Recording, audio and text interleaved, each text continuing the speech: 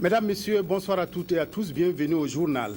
Assurer des meilleures conditions de vie et de travail des militaires burkinabés, principale préoccupation de la hiérarchie militaire, qui a entrepris de mettre au diapason certaines infrastructures dans les casernes de Burkina. Le président du Faso a visité certaines de ses réalisations ce matin à Ouagadougou. Blaise Compaoré, médiateur dans la crise malienne, a appelé à la retenue et à la reprise des contacts pour une solution politique au Mali et pour évoquer la situation dans ce pays et la lutte contre le terrorisme dans la sous-région. Nous recevons le haut représentant de l'Union africaine pour le Mali et le Sahel, M. Pierre Bouyoya. Le Conseil national de la protection sociale que préside le Premier ministre Béyon Luc Adolphe Thiaw s'est réuni aujourd'hui à Ouagadougou pour œuvrer en faveur d'une mise en commun des interventions afin de disposer d'une base de données sur les personnes vulnérables au Burkina. Bienvenue donc au journal de 20h. Visite du président du Faso au camp Guillaume Ouedraogo et au camp de l'unité à Gounger. Blaise Compaoré a constaté les efforts fournis par la hiérarchie militaire pour améliorer les conditions de vie et de travail des militaires en rénovant certains bâtiments destinés à l'alimentation et à l'équipement de la troupe. Reportage Simon Gongo. Au camp Guillaume, le président du Faso est venu inspecter 3 infrastructures. D'abord, cette boulangerie qui nourrit militaires et familles des militaires.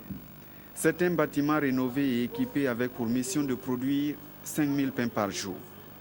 À cela, il faut ajouter cette boulangerie de campagne. Le président du Faso a vu aussi la buanderie qui s'occupe du pressing avant d'aller dans la salle des sports bien équipée pour les musculations et les sports de maintien. À sa sortie, ces tout petits de la maternelle de l'armée ont eu le plaisir de lui serrer la main. L'atelier tailleur a ensuite reçu le président du Faso pour lui présenter ses tenues et son matériel de travail. De là, le chef suprême des armées s'est rendu au camp de l'unité pour visiter ce laboratoire d'analyse. Les tenues, les chaussures, l'alimentation et la santé sont traités ici. Après la visite, il s'est dit satisfait des réalisations. Je pense que le pain que vous avez vu déjà, ça montre que c'est un pain de qualité.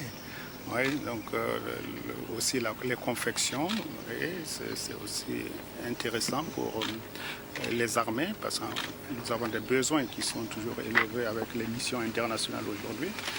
Mais aussi, je crois que avoir une veille sur la qualité des articles que nous achetons, c'est important pour les armées. Que ce soit lorsque vous voyez des soldats qui défilent ou même s'habiller pour le combat, on a besoin de veiller à ce que les caractéristiques et la qualité donc, de ces vêtements et de ces articles ça soit à un niveau élevé. Pour l'état-major, la visite permet d'inspecter l'exécution des instructions reçues après 2011. Le président du Faso leur a aussi donné des conseils. Vous savez qu'il a prôné le dialogue, mais il a aussi insisté pour qu'on améliore les conditions de vie et de travail des troupes. C'est ce que nous faisons et ce que nous avons fait en tout cas à travers les travaux de rénovation de la boulangerie, de la buanderie, de l'atelier ainsi que aussi des laboratoires qui va nous permettre de commander des articles de bonne qualité pour les troupes. L'armée prévoit d'autres infrastructures comme l'extension des magasins et ses capacités de production dans les années à venir. À l'issue de sa visite, le président du Faso s'est prononcé sur la situation au Mali. Le médiateur de la CEDEAO dans la crise malienne appelle à l'arrêt de la violence et des affrontements et à la relance des contacts pour trouver des solutions politiques. Les propos du président du Faso sont recueillis par Simon Gongo. Je pense que nous sommes surtout là encore à déplorer d'abord ce qui s'est passé et à souhaiter que cela ne se répète pas. Souhaiter aussi que des engagements puissent être pris de part et d'autre afin que la solution politique qui avait été engagée puisse être bien sûr le choix premier.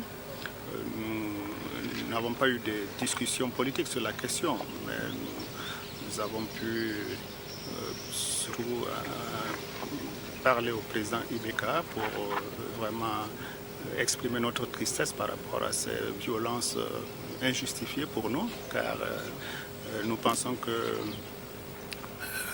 l'accord de Ouagadougou du 18 juin est très clair sur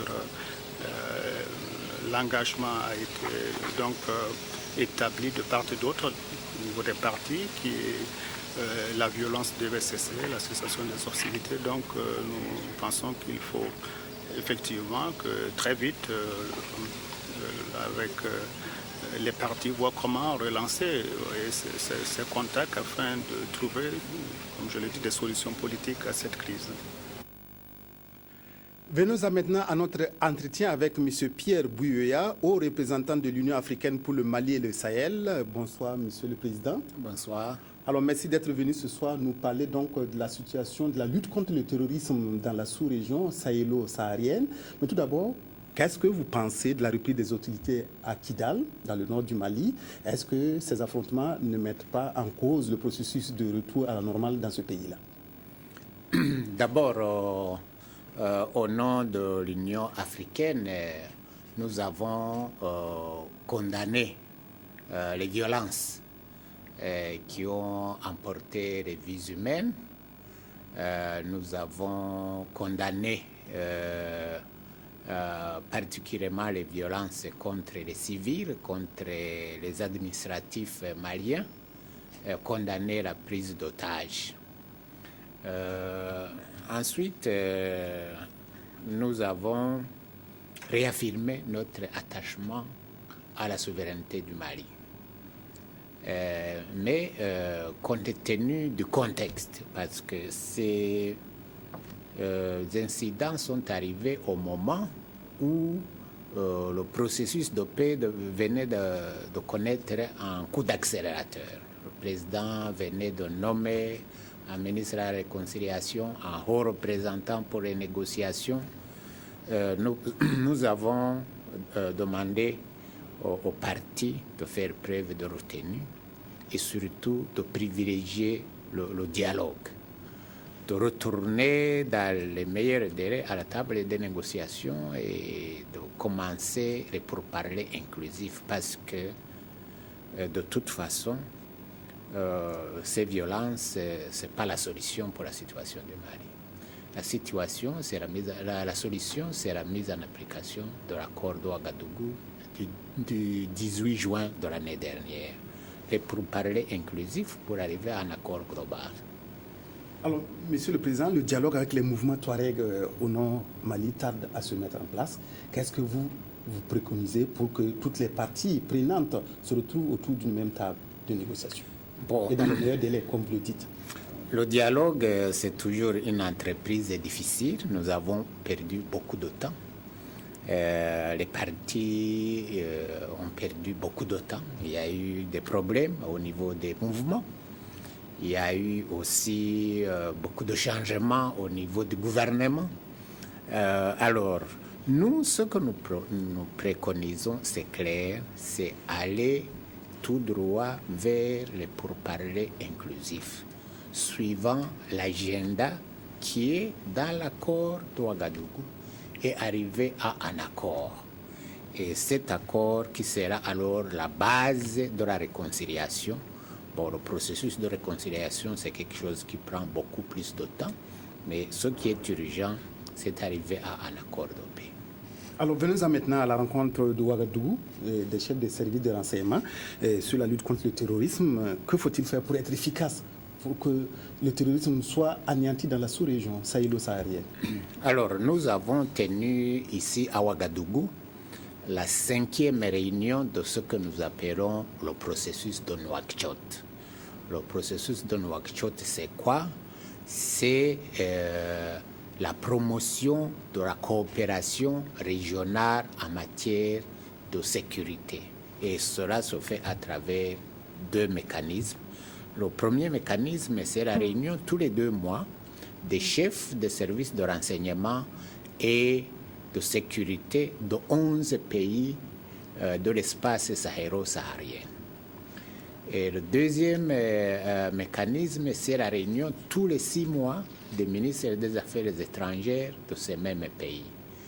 Alors, la promotion de la coopération en matière de sécurité, en commençant par des choses qu'on pourrait croire qu'elles vont de soi, mais qui ne vont pas de soi du tout. D'abord, il faut que ces chefs de service de renseignement puissent se rencontrer nous leur fournissons un cadre de rencontre, ils puissent échanger. Alors jusqu'à présent, nous avons insisté sur l'échange d'informations.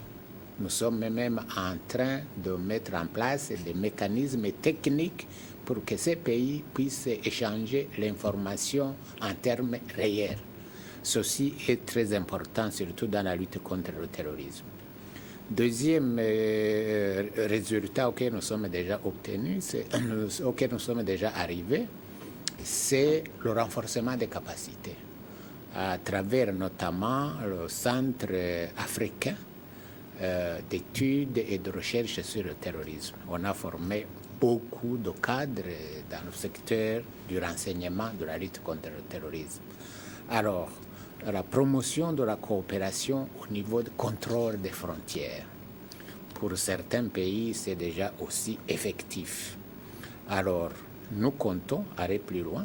Prochainement, nous allons organiser une rencontre au niveau des ministres de la Défense pour qu'alors, à ce niveau, on étudie les mécanismes concrets de coopération qui permettent alors de faire la chasse aux terroristes dans cet espace sahéro-saharien. Alors dans cet espace-là, il y a le Moujao, il y a Boko Haram, et tous ces mouvements-là pullulent. Qu'est-ce qu'il faut faire pour donner une réponse efficace à ces mouvements, j'allais dire djihadistes, qui hantent la vie des populations civiles? Ce qu'il faut faire, c'est mutualiser les efforts des pays de la région pour pouvoir lutter d'une façon effective contre ces groupes terroristes. Bon, l'exemple du Nord Mali, l'année dernière, grâce à l'opération Serval, aux troupes africaines, on a pu affaiblir sérieusement le Moujao, AQMI, et libérer le nord du Mali. Bon, bien sûr, ces groupes ont été affaiblis, mais ils n'ont pas disparu entièrement. On voit maintenant qu'il y a tendance de se reconstituer. On voit maintenant Boko Haram, ce qu'il fait. Je crois que notre constat, c'est qu'aucun pays de la région, tout seul, n'est à mesure de faire face aux défis du terrorisme. D'où la nécessité de coopérer, de mettre ensemble les moyens et de lutter ensemble. Est-ce que cette coopération doit forcément prendre racine à Paris? Parce que tout récemment, il y a eu un sommet qui s'est tenu à l'Élysée autour de la lutte contre le terrorisme, et les États africains ont été invités par le président français à se rendre à Paris pour discuter de cela. Est-ce que ce n'est pas en Afrique qu'on va trouver les vraies solutions à ce phénomène-là?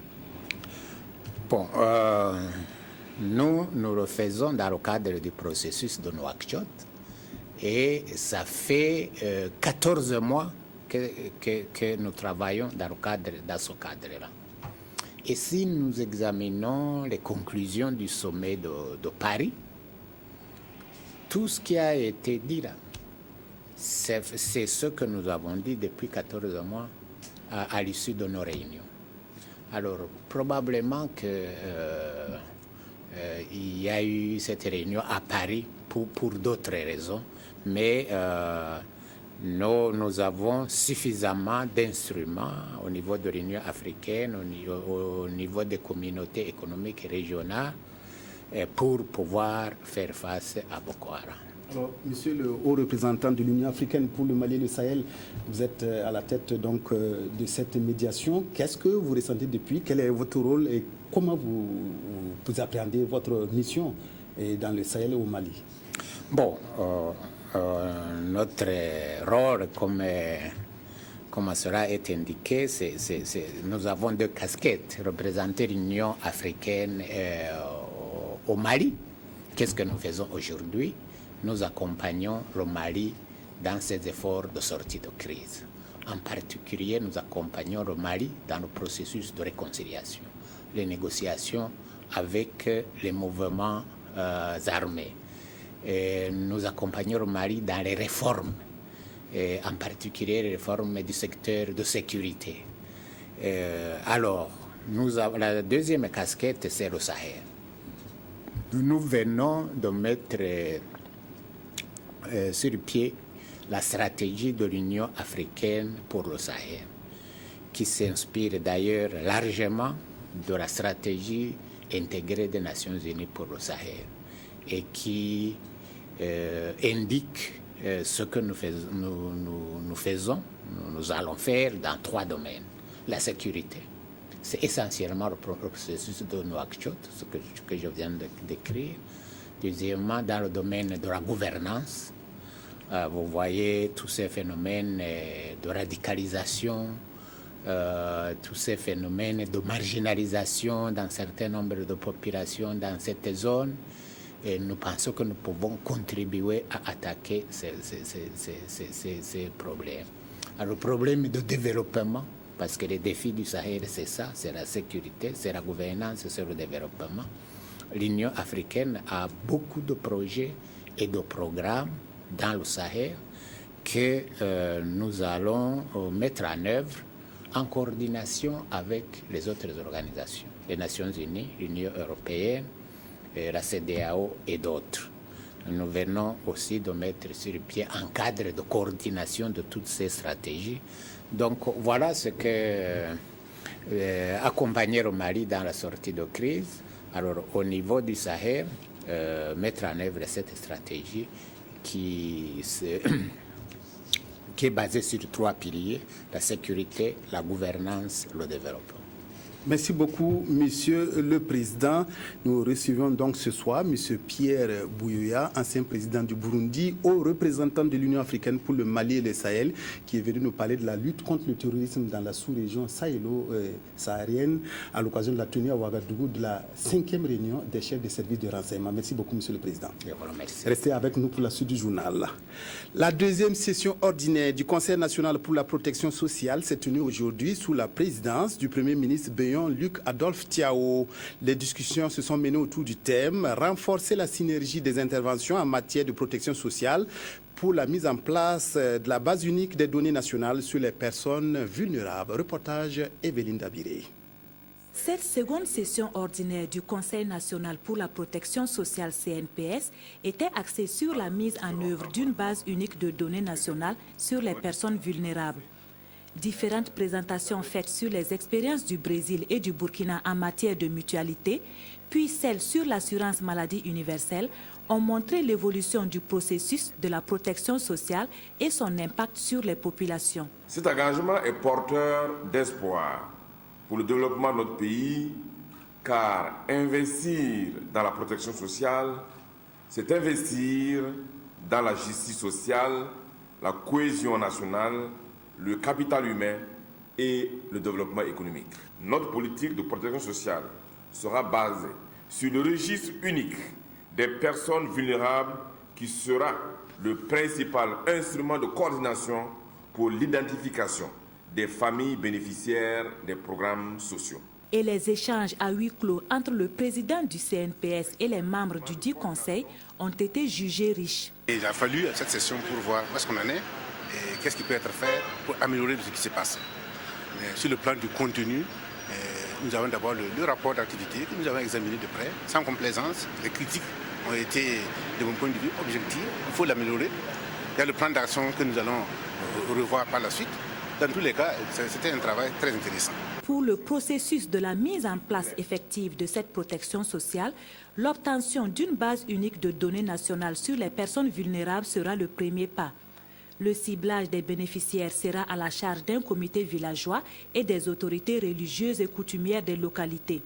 Et Luc Adolphe Thiaw de rappeler en conclusion de la session les éléments essentiels pour la réussite de cet engagement pris par le gouvernement qui sont, entre autres, l'importance de la stratégie de communication sociale pour une participation effective de la population et la nécessité de coordination des acteurs et des données.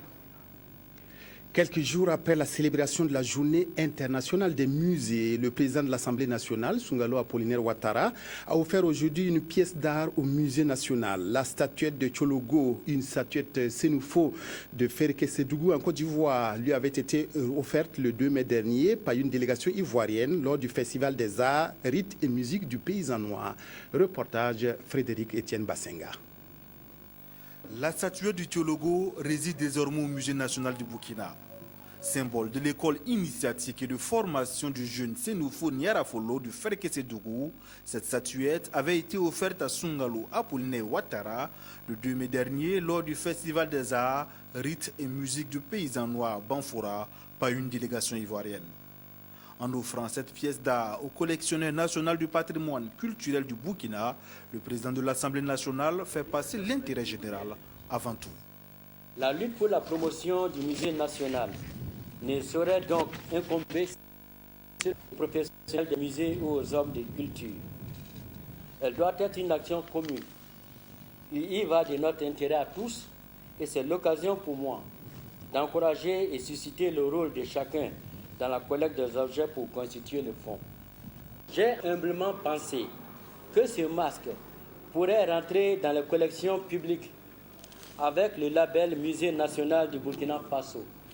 Ce label est synonyme de protection, de valorisation, de médiation de cet objet vers le public, de recherche aussi. Déjà au beau fixe les relations entre le Burkina et la Côte d'Ivoire, cette statuette ivoirienne désormais au Musée national est une autre preuve de la fraternité entre les deux pays. Les frontières sont appelées par certains penseurs les cicatrices de l'histoire. Et donc en dehors de cela, c'est vraiment le même peuple. Et que la Côte d'Ivoire offre ce beau masque ne me surprend pas. Et je pense que chacune d'entre vous et chacun d'entre vous doit savoir que cela entre dans le cadre des relations privilégiées que ces deux pays entretiennent. Même ton du côté du ministère de la Culture. Pour Baba Ama, cette pièce, avant d'être un nouvel atout pour le musée national, est d'abord une mémoire africaine. Il y a des valeurs que nous partageons avec d'autres peuples au-delà des frontières artificielles que nous connaissons.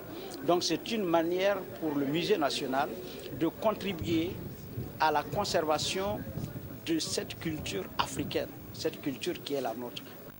L'ambassadeur du musée national, dont le rôle est de faire rayonner l'image de l'institution, lui a salué l'initiative et a appelé les uns et les autres à venir voir le potentiel du musée national.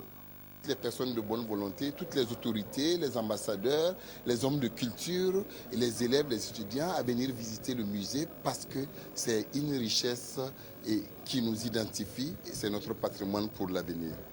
Et pour permettre au musée national d'entreprendre des recherches afin d'identifier d'autres biens culturels à conserver et à promouvoir, le président de l'Assemblée nationale lui a offert un chèque de 5 millions de francs CFA et a ajouté que ce geste ne sera pas le dernier. Venons-en maintenant à la célébration de la Journée mondiale des musées dimanche dernier à Bobo-Dioulasso. Placée autour du thème « Les liens créés par les collections des musées », la cérémonie a réuni plusieurs communautés vivant dans la ville de Sia. Une exposition des objets culturels a également permis de redécouvrir leur mémoire et leur histoire. Reportage Moumouni Baro. Journée internationale des musées. Cet événement est fêté ici à Bobo-Dioulasso sous le thème « Les liens créés par les collections des musées ». Ainsi, du musée de la musique, en passant par le musée communal à Sogusira-Sanon, plusieurs objets culturels y sont exposés. Il s'agit là de renforcer la place fondamentale des musées de la société burkinabé et de sensibiliser le public que les valeurs culturelles se trouvent dans ce lieu de conservation. Les musées, comme vous le savez, sont des institutions qui conservent le patrimoine culturel.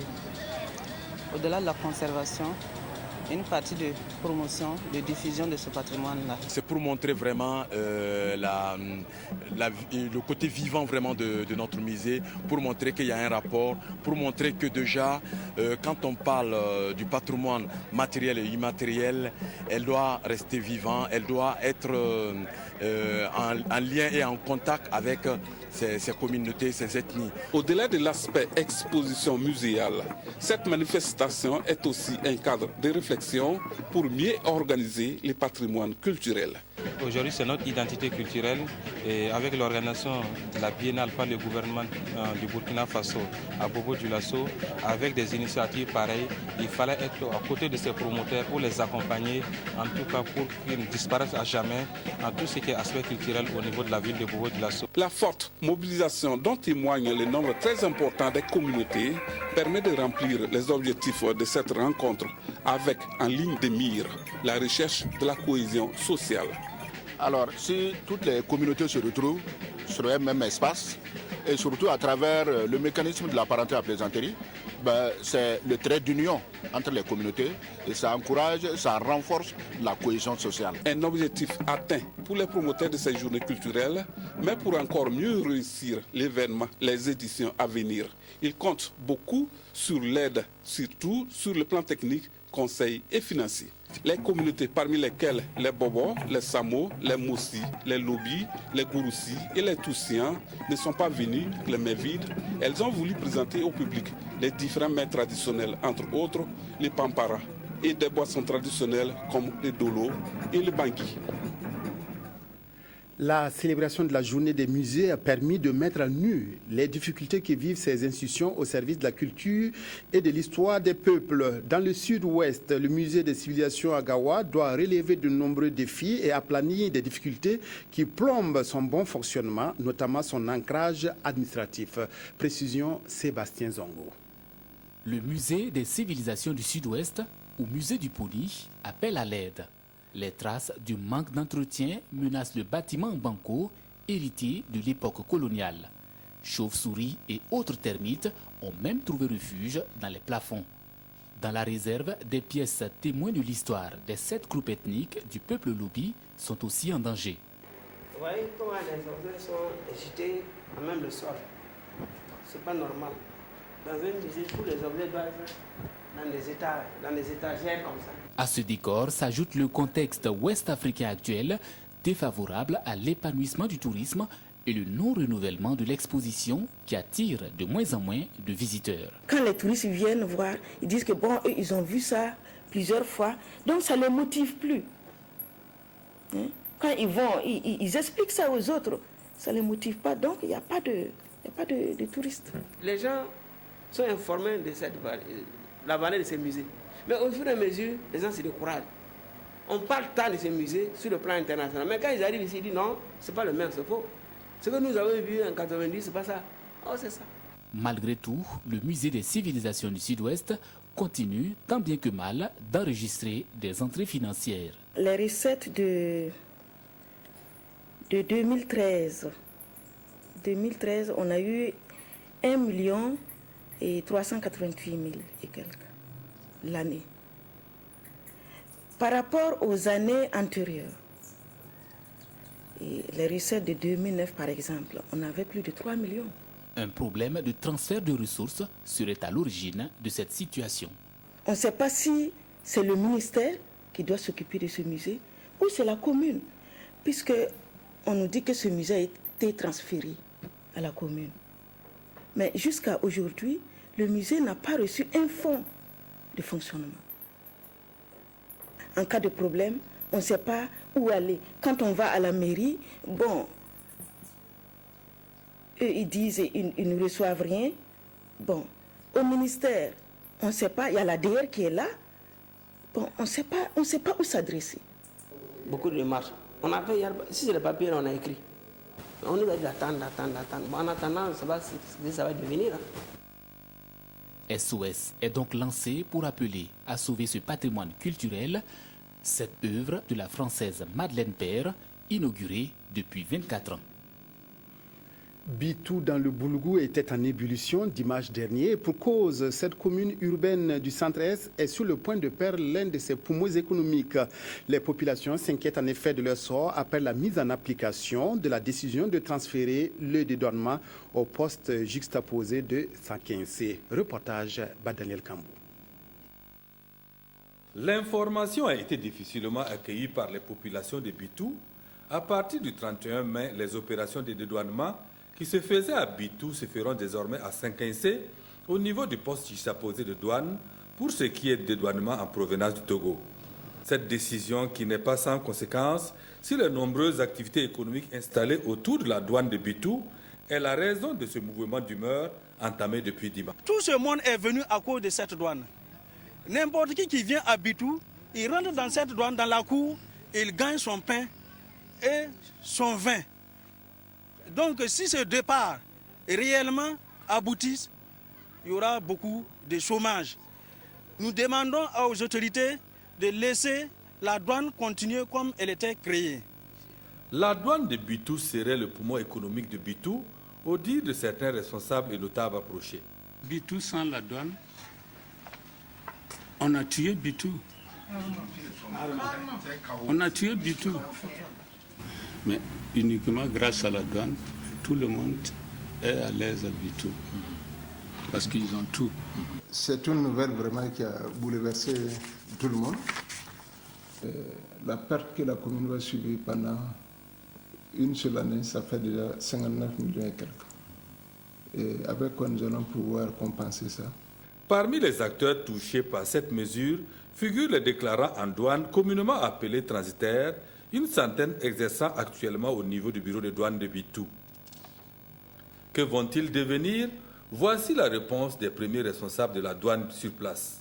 Il y a actuellement 27 maisons de transit qui disposent d'agréments ou d'extensions d'agréments pour exercer à 5C. Ceux qui ne se sont pas pris à temps, naturellement, n'ayant pas cru certainement à la mise en œuvre de cette opérationnalisation, sont certainement en train, en tout cas, de prendre des dispositions utiles pour pouvoir, en tout cas, bénéficier de cet agrément ou d'extension d'agrément. Dans le cahier des doléances remis au préfet de Bitou, figure le statut du bureau de douane de Bitou. Le bureau de douane de Bitou demeure. Vous savez que nous avons un poste annexe, le poste annexe de Kanyiri-Sangabouli, qui est à la frontière avec le Ghana, entre le Burkina et le Ghana. Et les camions qui viennent du Ghana et qui passent par ce poste annexe continueront à venir au bureau de douane de Bitou pour être pris en charge pour les formalités de transit. Grâce à l'activité commerciale liée à la présence de la douane, la commune de Bitou fait partie des quelques communes urbaines qui ne sont pas des chefs-lieux de province. Cette dépendance pourrait expliquer cette réaction des populations de Bitou. Le syndicat national des taximens a été secoué ces derniers temps par une crise qui a opposé certains taximens à leurs responsables syndicaux. Mais grâce à la médiation entreprise par le président d'honneur du syndicat, toutes les parties se sont engagées en faveur du dialogue pour trouver une issue favorable à leurs différends. Reportage Zalissa Sanfo. Débat passionné, teinté parfois de nervosité. C'est l'ambiance qui a prévalu à ce début d'assises pour trouver une solution à la crise qui oppose certains taximens au bureau du syndicat national des taximens. 4 heures d'horloge durant, le médiateur a écouté attentivement. Il a aussi noté les plaintes et accusations de tous les protagonistes. Après quoi, il est passé à l'appréciation des faits. Toute chose qui lui a permis de lever les malentendus et d'obtenir ce geste que l'on pourrait qualifier ici de début de solution. Après cette chaleureuse poignée de main, ils se sont tous engagés à poursuivre les négociations à la grande satisfaction du médiateur. Vous avez constaté que les deux parties se sont véritablement pardonnées. Et nous avons donc décidé de rencontrer le bureau actuel, le bureau donc contesté actuel, avec lequel nous allons donc décider des options à prendre, qui, de mon sens et de mon avis, tend déjà, en tout cas, vers un consensus durable. En rappel, c'était le 12 mai dernier que certains chauffeurs de taxi ont garé leur véhicule pour réclamer la démission des membres du bureau de leur syndicat. Ils accusent ces derniers de malversation et de détournement de fonds. Mais, après cette journée, ils se disent tous prêts à respecter les propositions qui seront faites par le médiateur. Lancée en avril dernier à Koudougou dans le Boulkemde, la caravane du civisme initiée par le ministère des Droits humains et de la promotion civique continue son petit bonhomme de chemin.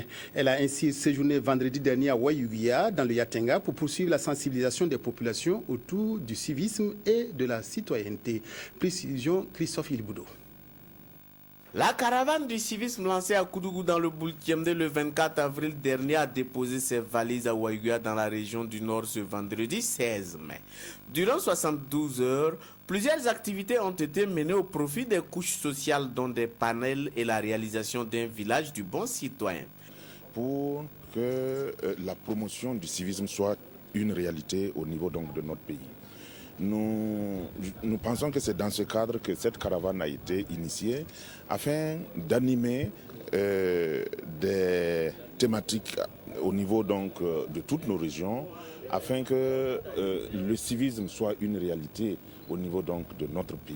Cette initiative est appréciée à sa juste valeur par les autorités communales. Et nous mesurons la responsabilité qui est la nôtre. Parce que si nous avons été retenus comme coparrains pour cette activité, c'est dire aussi que nous devons accompagner toutes ces activités-là. Et nous devons aussi aider à sensibiliser et à faire en sorte que le civisme soit une réalité. Le cross populaire a été l'une des activités phares de cette caravane.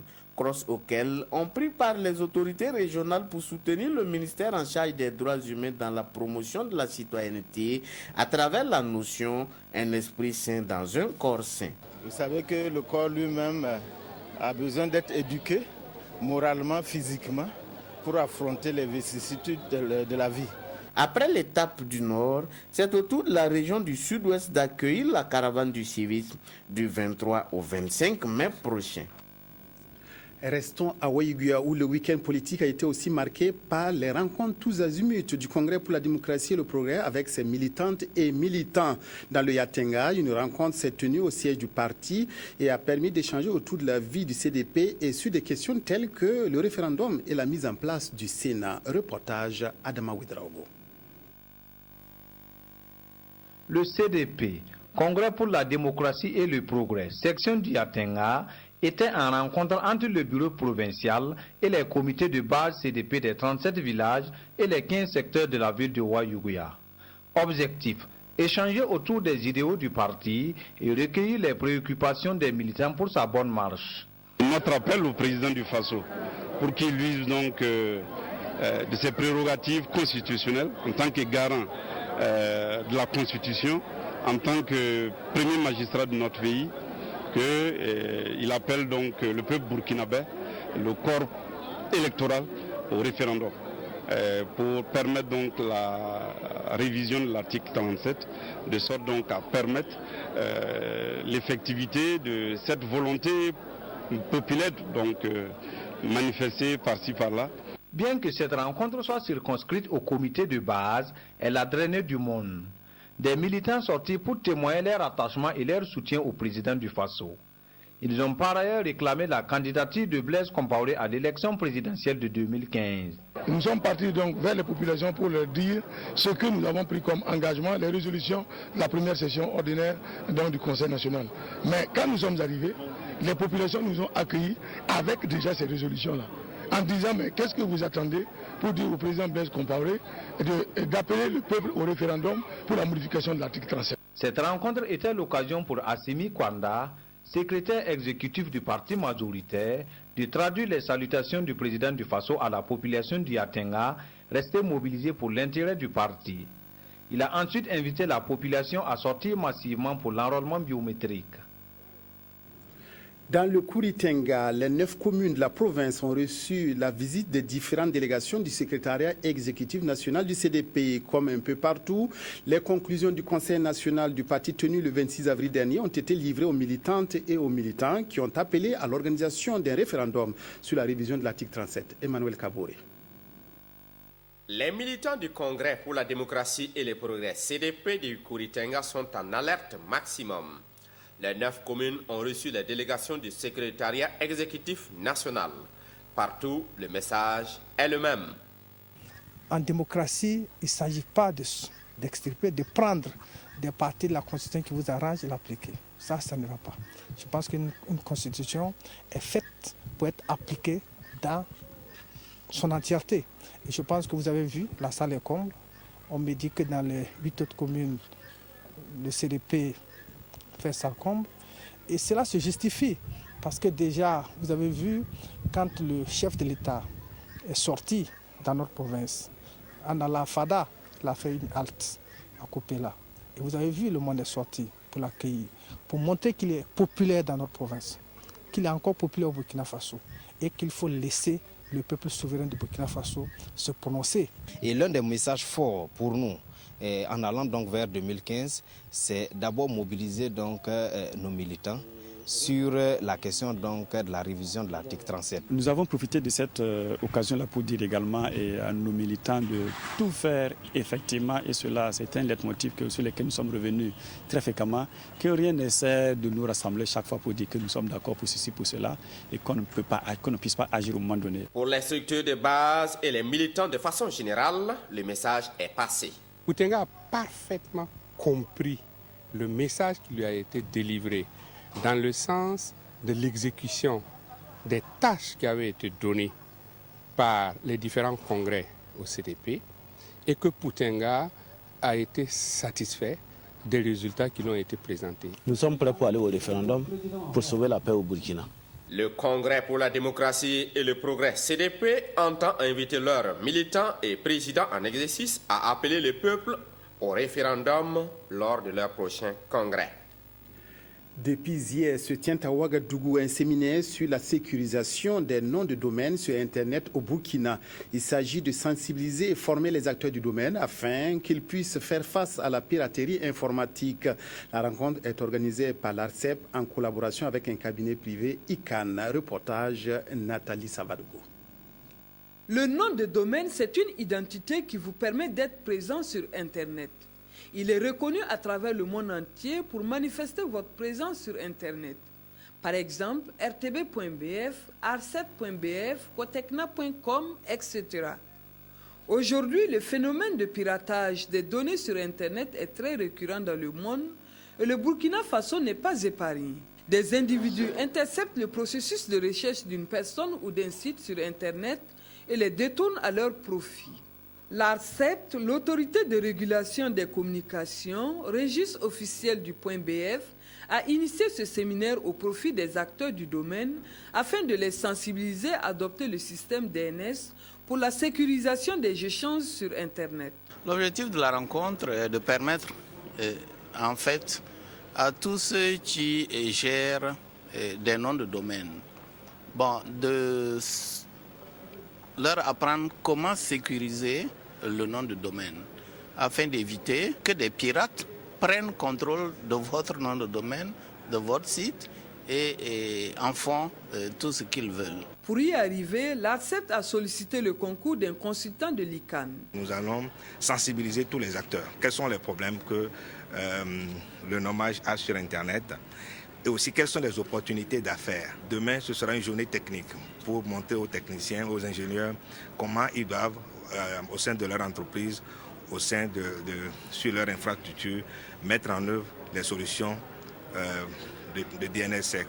L'ICANN coordonne les identifiants uniques à l'échelle internationale. Le secrétaire général du Premier ministère, en ouvrant la cérémonie, a exhorté les participants venus des institutions publiques et privées à mieux cerner cette problématique de sécurisation du DNS afin de protéger l'Internet burkinabé. La bataille contre les sachets plastiques passe par la mise en œuvre de plusieurs plans. Ainsi, le lancement à Dori, samedi dernier, du projet national de traitement et de valorisation des déchets plastiques est l'une des étapes pour vaincre le phénomène. Reportage à Dori, Diasso Bernard. Le ministre de l'Environnement et du Développement durable, Salifou Ouedraogo, en ordre de bataille contre les déchets plastiques, notamment les déchets des sachets et emballages plastiques non biodégradables. Son département veut, à travers le présent lancement du projet national de traitement et de valorisation des déchets plastiques, atteindre ces résultats. Tu sais qu'on n'ait plus de sachets plastiques dans l'environnement, que nos animaux meurent moins, que dans les caniveaux, il n'y ait plus de sachets plastiques. Et que le privé se rende compte que la gestion des déchets, principalement des déchets plastiques, tous les autres déchets là, sont des sources d'emploi et de revenus. L'opération est allée sur 3 ans. On a fait une prévision sur 3 ans et le gouvernement a voulu mettre un budget de 3,8 milliards de francs. L'année 2014, on a 1,8 milliard. Ces 1,8 milliard vont servir, donc, comme je l'ai dit, à payer des broyeurs pour chaque région, à aider les collectivités à construire des lieux d'entreposage et à payer surtout les hommes, les femmes et les jeunes qui vont collecter ces déchets plastiques-là. Parce qu'il faut qu'on les incite. S'ils savent qu'en menant un sachet plastique, ils vont trouver 1 franc, et que si on ne détourne pas cet argent-là, vous allez voir qu'il n'y aura plus de sachets plastiques dans l'environnement. Une signature de protocole de collaboration avec les maires de la région du Sahel est intervenue en marge de la cérémonie. Comme il le dit, 30% des pertes de notre cheptel sont dues au sachet. Donc c'est le moment d'agir, c'est le secteur qui nous interpelle, qui nous intéresse, mais nous sommes prêts à tout faire pour que la mobilisation des habitants, que ce soit au niveau des villes, au niveau des villages, que cette mobilisation permette quand même de jouer un rôle. Donc on faut dire qu'on nous aide à traiter surtout les stocks qui existent déjà. Avec une économie principalement dominée par l'élevage et l'agriculture, il faut, pour sécuriser le cheptel dans la région du Sahel, un environnement sain pour un développement durable. Et toujours par rapport à ce sujet, le Burkina vient de faire son entrée dans le cercle restreint des pays africains interdisant la production, l'importation, la commercialisation et la distribution des sachets ou emballages plastiques non biodégradables. À l'unanimité des 107 votants du jour, l'Assemblée nationale a adopté aujourd'hui un projet de loi à cet effet. C'est une loi qui va contribuer à résoudre un nombre de problèmes environnementaux liés au péril des plastiques. Nous y reviendrons plus en détail au cours de nos prochaines éditions. Une infrastructure sanitaire qui devrait bientôt sortir de terre pour contribuer à renforcer l'offre de services aux populations de la commune de Kompienga. La pose de la première pierre d'un centre médical a eu lieu samedi dernier. À cette occasion, des dons ont été remis aux personnes handicapées et aux orphelins scolarisés. Reportage Bouma Ernest Nebié. Le cri de cœur des habitants de la commune de Kompienga a été entendu par les autorités burkinabées. Bientôt sortira de terre le centre médical de leur commune. Et c'est par cet acte que le maire de Kompienga a procédé à la pose de la première pierre de l'infrastructure. Ce centre va renforcer l'offre sanitaire de la localité. La pose de la première pierre du centre médical de Kompienga, parce que non seulement ça rapproche la population à une formation sanitaire où ils auront des soins de qualité à la présence des médecins. Et également, ça va vraiment diminuer les mortalités enfantines et maternelles. Donc vraiment, c'est vraiment un grand atout pour la population de la commune de Kompienga. Avant ce SEMA, chaque fois les évacuations, on le faisait entre Pama, Kompienga, Fada. Donc c'était vraiment une souffrance pour toute la population. Avec l'arrivée de ce SEMA, vraiment, ça va diminuer encore ces évacuations. À l'occasion, la mairie a offert des vélos et des tricycles aux élèves orphelins et à des personnes handicapées. Sport football pour boucler cette édition. Un match international amical opposera demain au Stade du 4 août les étalons au Lion de la Teranga. Cette rencontre entre dans le cadre de la préparation des deux équipes nationales aux éliminatoires de la CAN 2015 prévues au Maroc. À la veille de ce match international, le staff technique des étalons a rencontré ce matin la presse. Reportage Lassina Sabargo.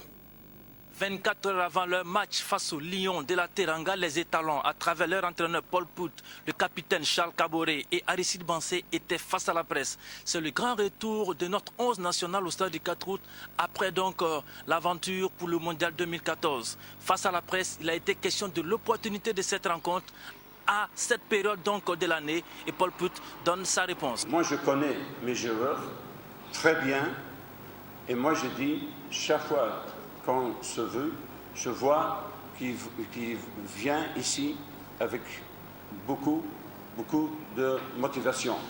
Et je suis sûr qu'ils vont donner tout demain pour faire une grande équipe contre le Sénégal. Mais je suis sûr qu'ils vont faire le tout possible pour avoir un bon résultat. Nous, l'état d'esprit qu'on a, c'est de faire un très bon match devant notre public et de tout faire pour gagner ce match. Parce que pour notre confiance et pour le public burkinabé, maintenant c'est un match amical, le coach il peut faire tourner, mettre des nouveaux joueurs pour les tester et c'est ouvert. Et nous on a l'esprit tranquille, que ce soit moi ou Bansé ou d'autres joueurs qui débutent, tout le monde va se donner à 100% et se battre pour notre équipe. Franchement, je pense que c'est un groupe, voilà. Et bon, on doit aussi continuer comme ça. Voilà, il faut aussi continuer comme ça. Et demain moi je joue et voilà, une prochaine fois, c'est quelqu'un qui va venir jouer. Le football, c'est comme ça. Voilà. Et il faut accepter aussi les nouveaux qui viennent, il faut les intégrer. Voilà, donc je pense que c'est ça qui fait la force vraiment de l'équipe. Je pense qu'il faut continuer sur cette lancée. Comme il fallait s'y attendre, on a épluché donc la liste de convoqués de Paul Pout pour cette rencontre. Et bien entendu, l'absence de Moumouni Dagano, le goleador national, ne figure pas dans cette liste-là. Et Paul Pout, sur la question, donne sa réponse. Je respecte Moumouni beaucoup. Mais moi, j'ai aussi lu un article de Momoni au niveau des journalistes burkinabés qu'il a dit c'est pas la peine que l'entraîneur doit m'appeler si je ne joue pas. Alors moi je ne peux pas donner garantie à quelqu'un pour jouer ou pour pas jouer. Quelques absents évoqués par Paul Put, mais la quasi-totalité des joueurs qui ont été invités ont répondu présents pour ce match face aux Lions de la Teranga. Ils arrivent pour le reste cet après-midi du mardi et pourraient être prêts donc pour le match du mercredi sous le coup de 18h au stade du Katour. Rendez-vous massivement demain soir au stade du Katour pour supporter les étalons. C'est ainsi que se referme cette édition. Merci de votre aimable attention. Excellente soirée et bonne suite de programme sur la RTB.